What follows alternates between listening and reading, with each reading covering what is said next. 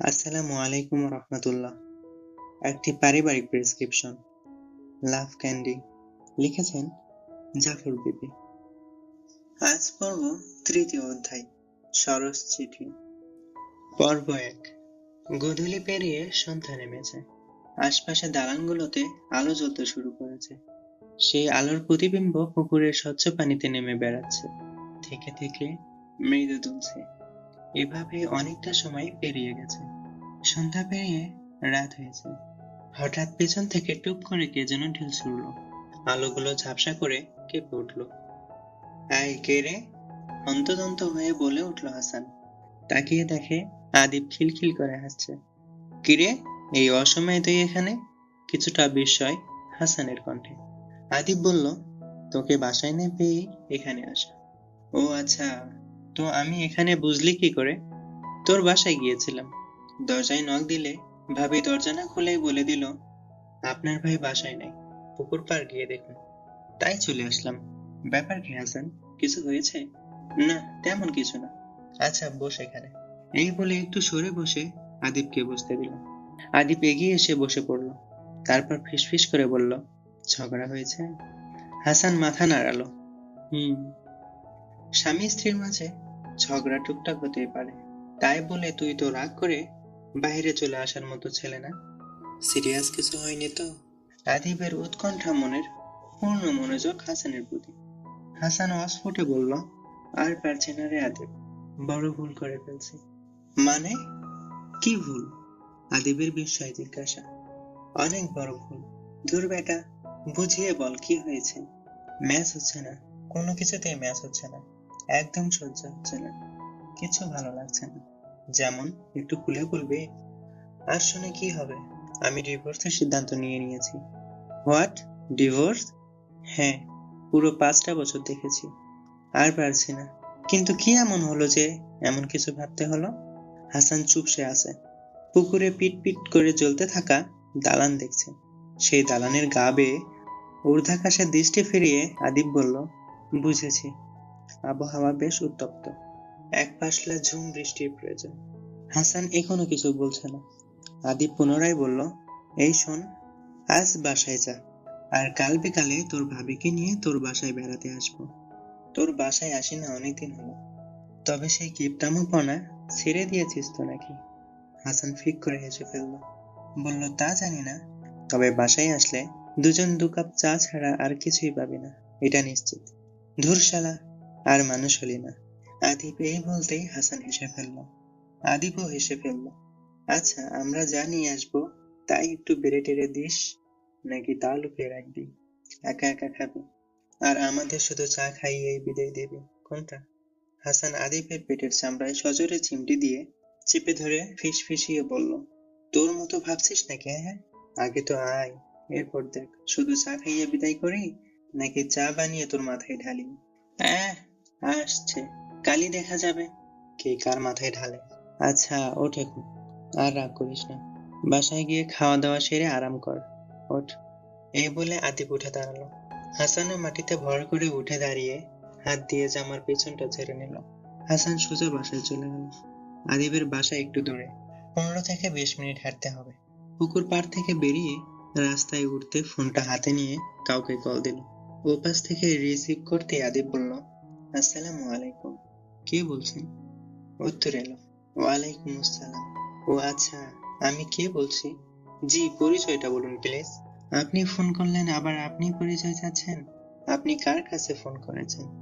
আমি এই ফোনের মালিকের কাছে ফোন করেছি। আপনি কে? এই ফোন আপনি কোথায় পেলেন? ওই মিয়া ওই, পেয়েছেনটা কি?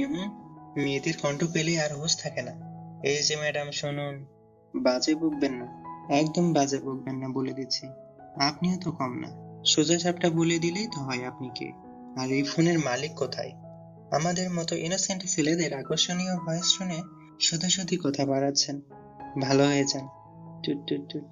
ফোনটা কেটে গেল। আদিব ডায়াল করে, এখন বন্ধ পাচ্ছে।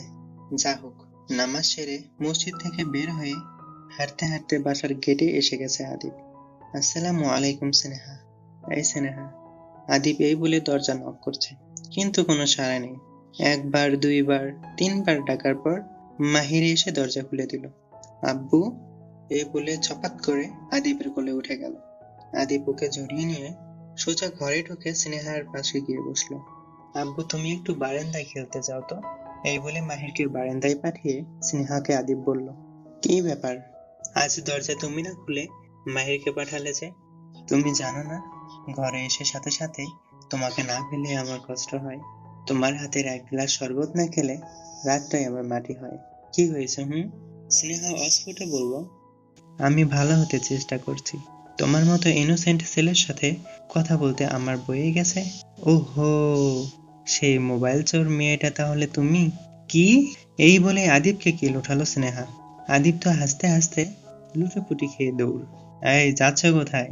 আমার পরিচয় নেবে না? কে আমি? ফোনের মালিকের সাথেও তো কথা বলা হলো না। আসো আসো, মালিকের সাথে কথা বলো। এই বলে স্নেহা আদিপের দিকে এগিয়ে গেল। স্নেহা কাছে আসতেই সিরিয়াস মুড নিয়ে আদিপ বলল, এই এই দাঁড়াও। স্নেহা কিছু না বুঝেই থেমে গেল। কি? আমার দিকে তাকাও। তাকাইলাম। কি? অমনি আদিপকেও সে একবার চোখ মেরে দিল। স্নেহা কিছুক্ষণ ভুরু কুঁচকে তাকিয়ে রইল আদিপের দিকে। এরপর ফিক করে হেসে দিয়ে বলল, তুমি ভালো হবে কবে শুনি? আদিপ স্নেহার বাজুতে শক্ত করে ধরে বলল, কোনোদিন না। যেদিন থেকে তুমি ভালো হয়ে যাবে ঠিক সেদিন থেকেই আমি মরে যাব। অন্তত আমাকে বাঁচিয়ে রাখার জন্য হলেও তুমি সারা জীবন এমনই থেকো। কোনোদিন ভালো হবার দরকার নেই। কোনোদিন না, কোনোদিন না। স্নেহার চোখ ছলছল করে উঠল। গাল বেয়ে টুপ করে দুফোঁটা ভালোবাসা গড়িয়ে পড়ল। মনের গহীনে প্রেমের সরোবর যেন উথলে উঠল। হ্যাঁ, এটাই ভালোবাসা। ভালোবাসা শুধু জড়িয়ে ধরার নাম না, কখনো কখনো কাজল ধোয়া চোখের পানিও ভালোবাসা হয়। একদম নিখাদ ভালোবাসা। আদিপ স্নেহার চোখ দুটো আলতো করে মুছে দিয়ে বলল, তুমিও এমন পাগলিটি থাকবে, কোনোদিন এর চেয়ে বেশি ভালো হবে না, একদম না। এর মধ্যে বারান্দা থেকে মাহির চলে এসে, আব্বু, আজ না দাদু ফোন করেছিল, কালই চলে আসবে। আমি না অনেকক্ষণ কথা বলেছি। মাহিরের আকস্মিক এমন হাঁক ছাড়াই স্নেহা চমকে উঠেছে। তার চেয়ে বেশি লজ্জা পেয়েছে। আদিপ চট করে স্নেহার বাজু ছেড়ে দিল। আদিপ হেসে মাহিরকে কোলে তুলে নিয়ে বলল, আব্বু, দাদু আর কি বলল? আধো বলিতে মাহির বলল, দাদু বলেছে তুমি যদি আম্মুকে বকা দাও তাহলে আমি যেন তোমাকে বোপ কইরা দেই। বোপ? এইভাবে? ওরে বাবা, তাই? তাহলে তো তোমার আম্মুকে আর বকা দেওয়া যাবে না। চলো এবার খেতে যাই। খাওয়া দাওয়া সেরে ফ্রেশ হয়ে একটু পর সবাই শুয়ে পড়লো। কিছুক্ষণের মধ্যেই মাহির ঘুমিয়ে গেল। সিনেহারও বুঝি চোখ লেগে আসলো, কিন্তু হঠাৎ কপালে সুরসুরি পেয়ে চোখ মেলে দেখে আবিদ। কি ব্যাপার? ওপাশ থেকে ছেলেকে ডিঙ্গিয়ে এ পাশে কি? ফিসফিস করে জিজ্ঞাসা করলো স্নেহা। আদিপ অস্ফুটে বলল, এই পাশেই তো আমার সব। আমার দিনের ব্যস্ততা আর রাতের নির্জনতা সবটা ঘিরেই তো তুমি, শুধু তুমি। এই বলে বলে আলতো করে স্নেহার কপাল ছুঁয়ে দিচ্ছে আদিপ। নিশ্চুপ স্নেহা আদিপের চোখের দিকে অপলক তাকিয়ে আছে। কি দেখছো? স্নেহা বলল, তোমাকে। আমাকে মানে? কেন? চোখাচোখের বর্ণহীন ভাষা গভীরতা পেলে একের চোখে অন্যকে দেখা যায়, তুমি জানো না? আদিপ লজ্জা পেয়ে গেল। চোখ নামিয়ে স্নেহার গাল টেনে দিয়ে বলল, তো নিজেকে কেমন দেখলে শুনি? নিজেকে দেখলাম বেশ বুড়ি হয়ে গেছি। ওই, বুড়ি মানে? এক বাচ্চার মা, বুড়ি না তো কি? চেহারার আগের সেই চমক কি আর আছে? বলে কি? আমি তো মাঝে মাঝে খটকা খেয়ে যাই। মানুষ দিন গেলে ফ্যাকাশে হয়ে যায়, আর তুমি দিন দিন যুবতী হয়ে যাচ্ছ। দেখলে না ওপাশ থেকে কিভাবে এপাশে চলে এলাম? স্নেহা হাত দিয়ে মুখ ঢেকে নিল। আদিপও স্নেহাকে আলতো করে বুকে টেনে নিল। একটু পর আদিপ বলল, এই শোনো। বলো। হাসানের অবস্থা খুব একটা ভালো না। কেন, কি হয়েছে? ও ডিভোর্সের সিদ্ধান্ত নিয়েছে। স্নেহা হতচকিত খেয়ে বলল, মানে? আজ হাসানের সাথে কথা হয়েছে। যেটুকু বুঝলাম বিশেষ কোনো সমস্যা না, সামান্য মনোমালিন্য ও কিছু ভুল বোঝাবুঝি আছে দুজনের মাঝে। মায়ের সাথেও এমন মেয়ে না, যথেষ্ট বুদ্ধিমতী মেয়েও। ও আর আমি একসাথে বড় হয়েছি, গলায় গলায় মিল ছিল আমাদের। আমি অল্পতেই রেগে গেলেও ও আমাকে কত শত বুঝিয়ে থামিয়ে রাখতো, বোঝাতো। ওর সাথে তো এমন হওয়ার কথা না।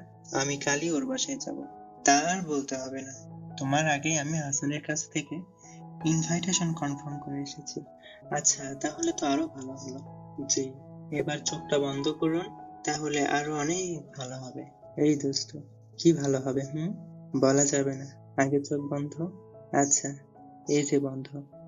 এতক্ষণ শুনলাম সরস চিঠির পর্ব ১, পর্ব ২ খুব শীঘ্রই চলে আসবে। আর কণ্ঠে ছিলাম আমি ফাইজান।